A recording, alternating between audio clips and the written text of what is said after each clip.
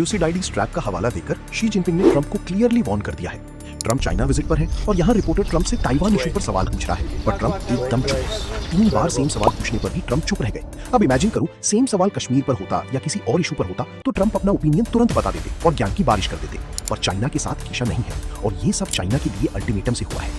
Simple words में थ्यूसिडाइडीज trap एक ऐसी सिचुएशन को डिस्क्राइब करता है जब एक राइजिंग पावर यानी एक तेजी से पावरफुल बन रहा देश एग्जिस्टिंग डोमिनेंट पावर को चैलेंज करता है। इस सिचुएशन में क्लैश हाईएस्ट स्टेक पर होता है। ग्रीक हिस्टोरियन और वॉर जनरल थ्यूसिडाइडीज के नाम पर रखा गया है।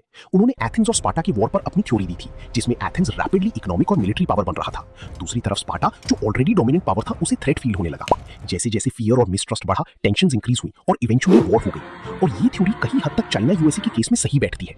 ट्रंप के चाइना लैंड होने से पहले चाइना ने यूएसए को यूएसए में ही अपनी एम्बेसी से धमकी दे दी कि इन 4 मुद्दों पर बात गलती से भी मत करना, और काफी हद तक ऐसा होता भी नजर आ रहा है। चाइना अपनी ग्रोथ की पीक पर है और यूएसए की लॉन्ग स्टैंडिंग ग्रोथ स्लो हो गई है, और रिसेंट ईरान वॉर में यूएसए ने चाइना की इंपॉर्टेंस अच्छे से फील की, और इसीलिए यूएसए अपने साथ 100 टॉप सीईओज और पूरे कैबिनेट के साथ चाइना निकले हैं।